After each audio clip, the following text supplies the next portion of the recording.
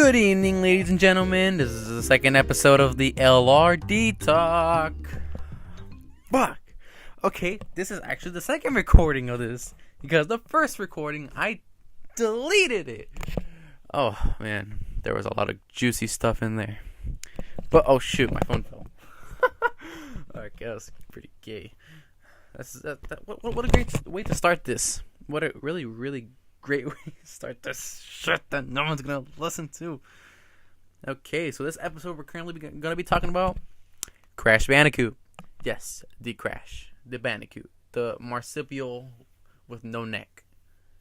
Well, we're gonna be talking about the entire series, the trilogy of platformings on the PS1. I think Crash Team Racing should deserve its own separate video because it's a really fucking good. Oh man, I'm not shitting you. It's a really good kart racer. For the time, it was considered better than Mario Kart, and then Mario Kart 8 came out years later, which shoved every kart racer out the window for its amazing controls, amazing. Actually, we're talking about Crash, not the plumber, not Jumpman, not Mr. Video. So, let me start with the first Crash game. The first Crash game is good, but not amazing. It hasn't aged well. Thankfully, the Insanity. Well, it's not a remaster. It's a remake. It advanced everything. Oh, sorry for blowing on the screen or blowing on the mic. That was stupid. That was again retarded. Well, this is just my second episode. It improved everything that the first game did, including the controls. I'll get to the controls later. So the first Crash game takes place in who knows where, one of the three islands in the game. So there's this mad scientist inspired by Pinky and the Brain, Dr. Neocortex, who has been doing experiments on animals, and one of those animals happens to be our protagonist, Crash Bandicoot. So then he's a Bandicoot, a Tasmanian Australian animal, and he's been experimented on and fails horribly. The experiment fails horribly, and then Crash escapes out of the laboratory via breaking the window and escaping in a very slapstick way. A really great way to start off the fucking level. Or not level, just the entire game, because that cutscene only shows up when you actually wait for the title to end, or the title screen, like most PS1 games. So then Dr. Neocortex decides to just take in his girlfriend Tana Bandicoot, which is man, if I was a furry, I would fuck that, or not fuck it. That's gross, actually. Never mind. I take back what I said. I'll take back what I say. So the first level, Insanity Beach, the presentation is really well done. I really enjoyed it. Like in Super Mario 64, when the first level, it's not even a fucking level. The intro is basically. They also show this in E3. It's outside Princess Peach's castle. And then you get to run around whenever you like. You want to start the game, you could just hop into that door. Or actually, if you're playing the DS remake, you have to catch a rabbit. But you get to test out the controls a bit. You get to test everything out that the game provides you with, and that's about it. Then Crash does something similar, where the first level is basically the outside of Peach's castle. The first thing you see is Crash taking his nose out of the sand. Well, he's a fucking cartoon character, whatever we care. Then there's 3 boxes they have to jump on to get some It's like the coins of this game. The Wumpa fruit. You collect the 100 and you get a life. So then you jump on the crates, all 3 of them. Then you continue to this level, and then as you notice, it's a hallway level. What that means is basically you're squished. There's a limited space, but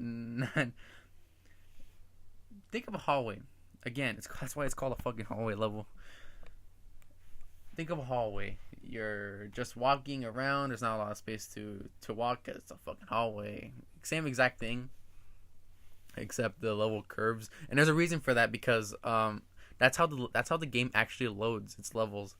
Behind the decorations, there's a bunch of polygons loading into the screen, and really it was really impressive for Naughty Dog to do that, because in E3 when they announced it, people thought there was computers actually what the hell was that? Okay, there's computers like playing the game, well, not playing, powerful computers behind the monitors that run the game. And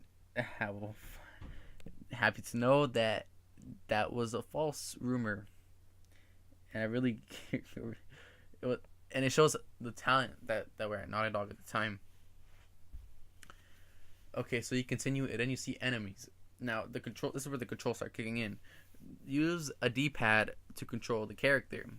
Yes, a D-pad, because originally the PS1 controller did not have analog sticks. They were not implemented into the game right away.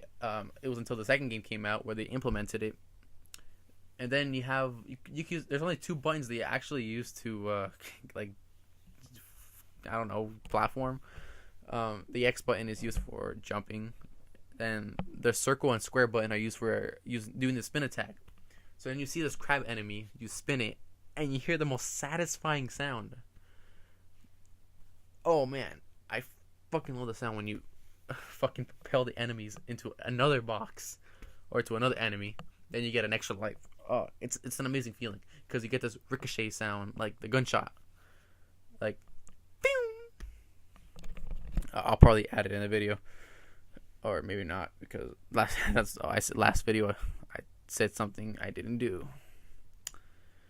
Okay, so then you start reaching the staircase, like the staircase side of the level.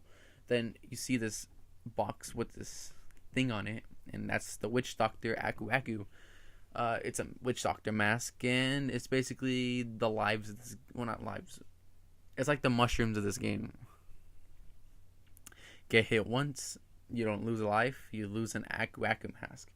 Hit the box 3 times, and you become invincible for a short period of time, which allows you to break boxes or more faster, and you move quickly as well. And you get this rocking soundtrack. Oh man, the little theme that plays when you have 3 Aku Aku masks is the best thing ever. It's also iconic to the series, like the gunshot sound. If you don't have that in a Crash game, you basically failed that Crash. And that's every Crash platforming game has it so far. Oh, actually, no, that's false. Crash of the Titans and Crash Mind Over Mutant. Those games fucking suck, and they don't have it. So, I mean, god damn. Okay, back to the first Crash game. Okay, so you start reaching to the end of the end of the level, but there's 2 paths you can take. One where you hit a metallic box with the exclamation mark on it, and you get this line or this row of boxes or crates. You can either jump on them to break them and fall to your doom, or you can go the different path that's much more safer, and you get just 2 boxes, 2 pits, and you reach the end of the level. Done. With each level, if you haven't died in each level, you'll see this box counter telling you how many boxes you missed. That's because this game requires you to the way this game requires you to do 100% is insane. It's difficult. You have to break every damn crate. Every single one of them without dying once, but in a crash game. Oh man, that's just give your soul to the devil already, because you're gonna be seeing that screen a lot. It would not be a difficult hassle if for two things: the platforming or the jumping in the game. Oh my goodness. And how the levels are set up. Oh my goodness. Let me start with the actual jumping. This game was really early. It's like it is the first platforming game that Naughty Dog has done, or before they moved on to fucking Jak and Daxter. So jumping. So if you jump on, for example, Road to Nowhere. If you jump on one of the ropes on the sides, you can see that the Crash kind of doesn't really jump precisely, because you might fall off because Crash is facing the wrong direction. Didn't want him to, or it's because you didn't calculate the jump right because of the camera. You might think you'd be jumping somewhere, and then crashes. Ooh, the physics. I think it's probably the how heavy Crash feels, because in the second game it wasn't present. I always thought that the game just fucking had broken edges. I think it's because of how heavy Crash feels. But I like some weight on my characters. It makes them controlling them feel a little bit more realistic. But this game doesn't go for realistic; it goes for a cartoony style. So I don't know. Take a fucking guess. Okay. Oh my goodness, the level design. So there's some levels. Okay, so when you collect all the crates, you get a gem, and those gems they're used for a special ending at the end that won't spoil. Or you can just don't play the fucking game and just watch someone else play the game and seeing the final ending or the secret ending. So you see, and there's sometimes these colored gems, and these colored gems are in the most iconic levels in the game, believe it or not, and they're the most difficult levels in the game. Well, not all of them, some of them, such as Sunset Vista. I dislike this level so much because of how long it is, and you don't have to, and try not to die in a long level. Oh, come on! It's like it's like telling something to a fish, and seeing if it can remember, because it definitely won't. And there's a green gem and Sunset Vista, so to actually complete the game, you have to complete it, and then you start moving on, and you get to this level. Whoa, I think it's called Stormy Ascent. Not too sure. I think it's the cut beta. No, the cut level. I always confuse the names. But oh my god, you have to get a red gem from that level, and it's difficult, very difficult. Oh my god, it's considered the hardest level in Crash, and then the Insane Trilogy said, "Nah, you know what? Let's make it harder." Okay. So I forgot talking about the level design. So the level design, yeah, it's not very consistent. Sometimes the level is short, sometimes the level is long, sometimes there's a boulder chasing behind you. That's fine and all, but come on, the controls, god damn, these controls are not very good. And you want me to do all this? Sure, it's an old game, and it's impressive. It was impressive for the time. But oh man, but everything that Crash 2 fixed and from the original, you can see that Naughty Dog realized all this. Oh my goodness, it was really incredible. Originally I played this on the PSP because it was when the PSP store was actually on the PSP. You don't have to go to a website. Now you have to go to a website now to download the games. I don't know how that works. I played it and I remember that I fucking dreaded it for how hard it was. But then I gave it a shot again and like, okay, fuck it. It's hard. I love Crash though. So I completed 100% 4 times because I feel again I love Crash. And then I got the PS1 version, and I don't bother completing it 100% anymore because I think that was just stupid. Good enough. Good enough. I love Crash. Oh, also, don't never play this game with analog controls. Well, the original at least, the Insane Trilogy, uh, puts analogs, but it actually works, and you can also play the D-pad with that game, and I really think that's an improvement. Except the relic trials that they have, because this game was not meant to be rushed. You have to be patient. Oh man, especially when moving platforms, you never want to rush it. Good luck to those people who try to do time trials on that game for the Insane Trilogy, because you're gonna be frustrated as fuck, and I mean as fuck. Okay, I think I should take a little break. And yeah, I should take a little break. And then when I come back, we're gonna talk about Crash 2. What else? Crash 1 had its moment. I just did it. It's a review of the first Crash game. Now we're moving on to the second one.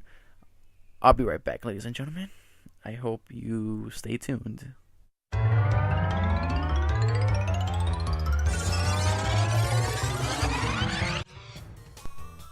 Okay, I'm back. Back to LRD talk. Crash 2: Cortex Strikes Back.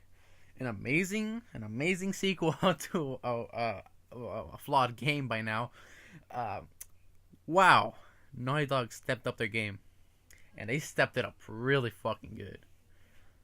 Okay, the story starts off with Neo Cortex falling from the first game, immediately, and he finds these power sources called power crystals, which are used to power things, whatever fucking Cortex wants. He finds it in one of the caves when he falls down from the first game, and then he breaks his relationships with Dr. Nitro Brio, which is one of the enemies in the first game, and works with what's his face, Dr. Engine. It's N.Gin, not ENI, whatever the fuck. I don't know. I won't spell it because I'll look retarded if I do. Okay, so then he partners up with him to make the Cortex for like this space station that for some reason comes back in Wrath of Cortex, even though actually I won't spoil the game. I won't spoil it. Oh fuck! I think I spoiled it already. Sorry about that. And then you see Crash chilling. Well, not chilling. Well, he's just sleeping while his new sister. Where did she come from?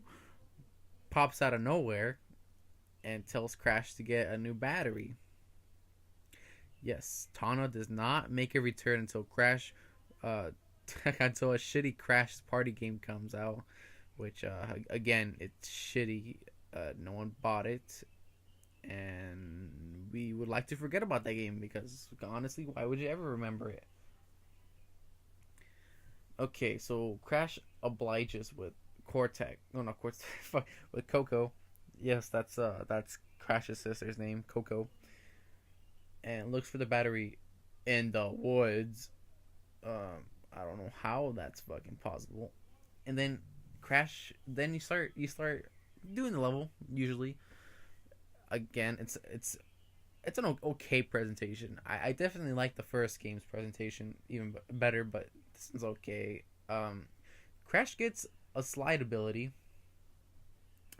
If you press the R1 button, he slides, and if you press the R1 button and immediately press the X button to jump higher than usual, you can also achieve the same effect if you crouch. With the new crouch button, that's not used a lot. You crouch, jump, and you jump higher. easy. Then the spin attack, and this time you can use analog controls, like I mentioned in the first the first game. Um, the analog controls are done pretty well, and oh wow, they are just they're good to use when the camera's facing behind it or in front of Crash. But I really like to use the D-pad when when you're doing when I'm doing a side like fuck a side scroll level. Pretty well done for both controls, and also the controller vibrates, which was again impressive. So you also see that the game stepped up in graphics. Um, yeah, it uses the polygons look more smoother this time around. Crash looks more animated than he did in the first game. Everything just pops out even more. The environments just look more Warner Brothers, like 1930s, Cuphead, whatever. Cartoony. Oh, this game is really out there. Okay, so you continue the level, and you jump on some enemies, you fall in a pit, whatever, die for no reason. Then you get teleported to a level select. Yeah, a level select area. Then a projection of Dr. Neocortex telling you that he's become a good guy and help him collect the power crystals so he can stop Dr. Nitro Prio of exterminating the world. Wow. He's definitely not gonna strike back, is he now? I think that was a pretty dumb idea because again, fucking hell, it's in the fucking title. It's the first thing you see in the game. Okay, so then it's a hub where you get to walk around or walk in a circle actually and go to any level. Not just the first level. You get to go to any level. I really love that. It's a little bit of freedom. You can do this. If you don't like it, you can always exit and do another one and come back to it later. I love that. Cuphead also did it the same thing, and it really worked out in that game, and it works out for this game as well. Okay, so you go to the first level because there's number 1 on it. So then it's basically Insanity Beach, but reimagined for the second game, and it plays itself really well. Really well. So the power crystals, when you go looking for them, you have to be pretty blind to not see it and pick it up because they're really easy to pick up, honestly. So then, yeah, the game for the first level isn't special until you get to the gems. Oh man, have the gems come back but with a vengeance. Sorry about that. Oh man, oh mama, it's fucking. Whew. Okay, so when you die in this game and you hit a checkpoint, you can and you collected the boxes, it saves the boxes and you can die how many times you want and you can still get the gem. Oh man. That was a pretty big improvement. What was not an improvement was the fucking color gems and the secret levels that you have to do. Holy crap! The first level, you have to not hit a single box. You have to avoid your instincts. You can't hit a single box. Then pass the level. Then you get a blue gem. I have no idea how anybody was supposed to figure that out. The only way I figured it out was by a guidebook I found online. Out of all things, God, that was not. Oh man, and then then the next levels with the color gems are even worse. Whew. It really makes you want to explore the level a little bit more, but with how limited it is, I don't think it really works out well. Oh, okay, so then the color gems, they're a pain in the fucking ass. Oh god, I fucking hate the fucking colored gems. They're horrible. Well, not horrible as in as a like a flawed system. Just utterly how utterly curious you have to be to look for them. Okay, so once you beat or once you only well only you only have to complete the level. You only have to collect the power crystals. So that's good if you wanna play it casually, you can. Okay, so you pass every level in that one section, and then you jump on the little platform in the middle. You get taken to a boss level. What I neglected to talk about in the first game was the boss battles. Really, the boss battles are for little. No, oh, this game was for little kids. They're not really good. They're pretty much easy. Huh? I think the only one I ever liked in the first game was the Doctor Nitrous Brio one because Nitrous Brio, whatever. Because it actually killed me. Because well, I mean, I didn't know what to do at first, but it did its job well enough, and I really enjoyed it for that. But all the other bosses are just too easy. Come the fuck on, you could do so much better, Naughty Dog. And then the second game does not improve on that. Ugh, all the bosses are horrible. They're just too easy. Come on, including the Cortex one. God damn it! Did they fucked it up? They fucked it up really good. Not good, fucking bad. They fucked it up badly. It's all you have to do is hit him a couple of times just while avoiding a couple of asteroids, and you're done. Anybody can do that. Anybody can do that. It's so just oh my. Really, it's a complaint I have with the game. It's not a nitpick. It's a complaint. I don't like them. Nobody likes them. Well, sorry if you like them. Well, I guess I would love to know why you like them in the first place. Okay, so then you beat the easy boss battle, and then you rinse. No, wait, no. Well, rinse, wash, repeat, or whatever the fuck it's said.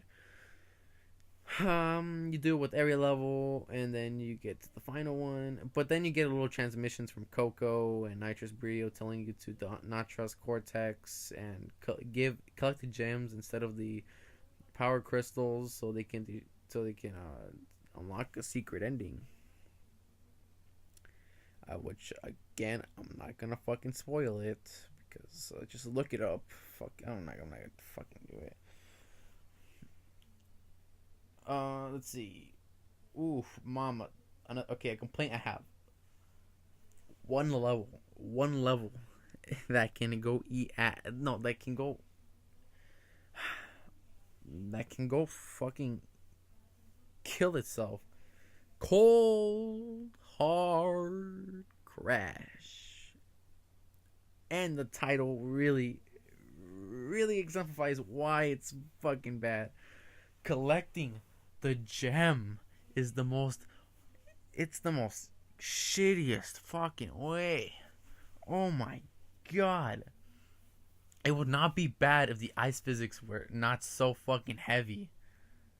Like the first game, Crash was a little bit too heavy. In this game, the ice physics are just, oh my goodness, they were just fucking bad. They're so heavy. Okay, so to complete the game, you have to unlock all the boxes, right? In this game, you have to. Well, there's sections called death routes, where if you don't die in the entire level, you get to go to that death route and unlock a gem. Well, in this game, you have to crash. No, you have to crash. You have to break every single crate, but there's a new thing called. No, what's it called? Shit. There's these green boxes, nitro boxes. Yeah, I think it's nitro crates, something like that. They're green. Touch them once and you're dead, unless you have an Aqua mask. Aqua mask works the same, basically. Holy mama, That's fucking oof.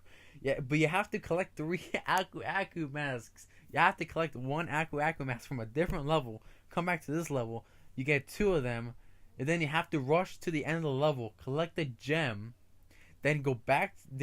Crash the. Go back to the level. Go back on the death route platform. Go back to the same level. Break all the boxes there. Go to the bonus level, and there's 1 fucking box that the worst nightmare anybody can have in a Crash game is missing 1 box when you reach the end of the level. Just for that 1 box, you have to restart the entire fucking level. Oh god, what the fuck was that? Okay. Sorry if you hear my dogs barking. Okay, so you have to. So there's a box on top of another box that the camera does not let you see. It's hidden. Thank God the Insane Trilogy fixes that problem because you can actually see it. So then you have to break all those boxes. Oh man, and then you have to break the boxes that when you're reaching the end of the level. Luckily, if you hit a checkpoint, which when I completed this game 100%, which I didn't, so I had to restart the entire thing again. You get the colored gem. Oh boy, you completed the game 100%, unlocked the secret ending, but was it worth it? No, it was not. The secret ending is the continuation for the next game, the 3rd game, Warped, Crash Bandicoot Warped, which was the first game I've ever fucking played. So it holds a special place in my heart. But the second Crash game was definitely an improvement for people who played the first Crash game.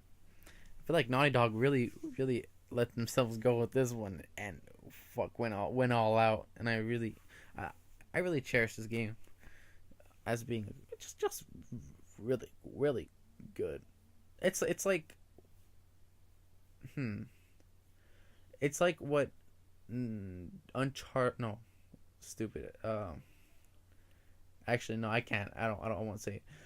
It's like what Cuphead did with No, that's stupid as well. Whatever. It's a good game. I highly recommend it. I think this is the game you should start off with instead of the first game. Because none of the story matters in the first game because most of it is not used in the second game. Okay, I'm gonna take another break because my throat is fucking dry. Next, when I come back from the break, I'll be talking about Crash 3, Crash Warped, as what's his name? Fucking the voice of Mr. Krabs said. Warped. Okay, whatever.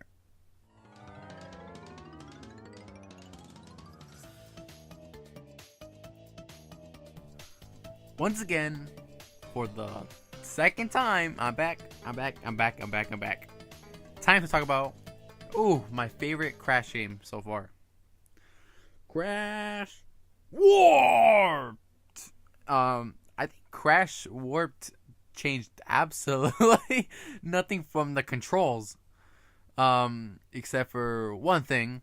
I'll talk about later.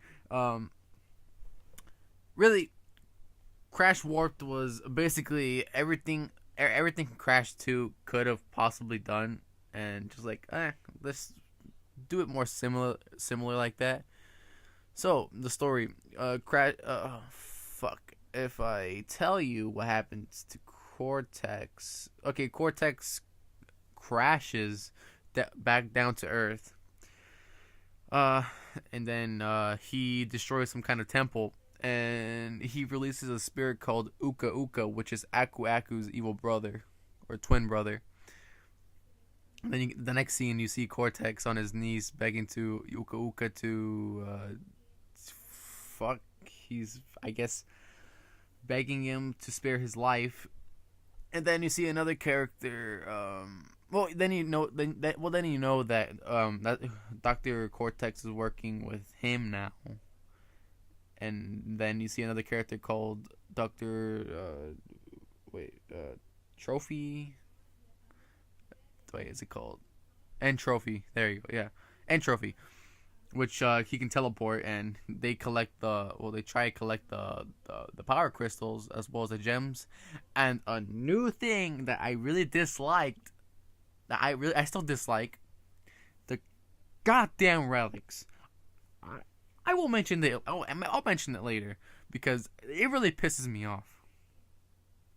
Okay, so then Aku senses something evil, and that's when they go back inside their little home, and then you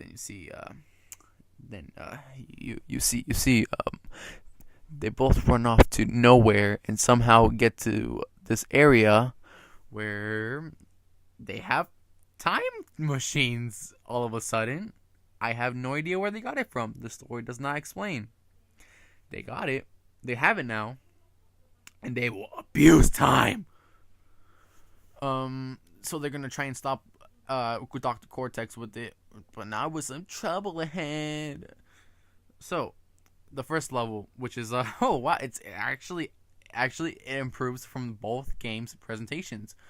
It's a medieval inspired level. So then Crash, as you can see, Crash has all his other techniques from the last game. Nothing special. So then you start running. Nothing happens. Honestly, it's a sunny sky. You spin, you jump, you attack enemies, you break boxes, you get to the bonus level. Nothing special. But I really like how this level, you start getting closer and closer to the castle, and then you get to the entrance of the castle, and then you get to play the stage 2 other times, but one of them is like in the sunset, and the other one is it's raining. It increases the level of difficulty of the level. It still keeps the same theme, and you see the castle getting closer and closer and closer. I love that. It's a really nice nod. It's really great. I think you guys will like that little nod. I love little details like that. Okay, so then basically it's the same thing from Crash 2's hub. You go to this one section, complete all the levels, fight a boss, and that's it. So then you can collect crystals, which you only need to pass the entire game. Gems, which are not the only thing you have to collect to actually complete the game 100%, because this game has 105%. And that other thing is the relics. I don't like the relics. They are a stupid addition. Well, in an interview with Jason Rubin, they were more bang for your buck. It was replayability, but that's what the gems were for. This should have just been an addition that would not require you to collect them. Yeah, to collect them to collect other gems, which I really dislike. So these relics, you have to race through a level, and then you have to once you race the level at a specific time, you earn a relic, and you have to collect all the relics in all the levels to get us one gem from Coco that she'll give you to officially complete the game 105%. You only need a sapphire relic to complete the entire game. Oh man, there's levels I hate to rush on. One of those levels it's a secret one, but I'm just gonna tell you, it's an Area 51 level. You can't see anything. You're in fucking darkness, and the only light you have is I think it's the headgear. No, the headlights shining on the motorcycle that Crash rides, and the UFOs that come by. Oh, I forgot to mention, this level has like gimmicks. So in Crash 1, they had the hog there was only 2 sections that you ride as the hog. The controls were a little stiff, but it was still fun. In the second game, you had the jetpack, which controls like dog shit, and the polar bear. The polar bear wasn't cool. He was really fast, but then this game fucking amps it up. you have these water sections where you have to fucking swim underwater in the scuba, and you get this ride. I don't know. It looks like a fish. You get to shoot missiles. Coco. This is the first time you play as Coco, but not platforming. You're riding a tiger through the Great Wall of China while it's being constructed. I really like those levels. I think they're better than the polar bear ones. What else? There's this airplane levels. There's a spaceship level. Where oh god. What else? Polo doesn't show up in this level, unfortunately. In the motorcycle ones I dread. The traction of the fucking motorcycle is horrendous. I definitely hate speeding through these fucking levels because it's a race basically, and when you hit one of the cars that you're fucking racing against, that you bump off and you have to force yourself to get back on the track, but it's fucking impossible. It feels like a trailer, honestly. Okay, so then after you complete all the fucking levels, well, all the levels in that one section, you fight the boss. This is a gimmick though, another gimmick the game has, and I actually really like this edition. Once you beat a boss, you get a power up. This power up can consist in double jump. What? Let me just list it off: double jumping, a super belly flop, which Crash just fucking uses his stomach to land on the ground pretty hard. What else? A bazooka. He has a spin tornado, and he can run, which are used for the relics. Which I really like the running thing because it makes things faster when there's chase scenes going on. The bosses in this game are actually improved. I really like them. They're not hard or anything, but they're just better. They're more enjoyable. So yeah, you collect all the gems, you collect all the relics, you collect all the crystals, you unlock a special ending that does not connect to any other.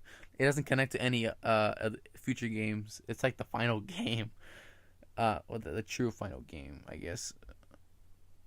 And that's about it for the Crash trilogy. Honestly, would I recommend the Crash trilogy? Of course I will. I recommend Crash 3 out of all of the three of them. But if you want to start off with the Crash game, just start off with Crash 2. Don't start with Crash 1. If you're curious, go with Crash 1. Don't do what I did. For the love of God. And if you like it, pick up Crash Tag Team Racing. I'll tell you why next time, maybe, because I have to head to Los Angeles after this podcast. I have to set up the suitcase actually.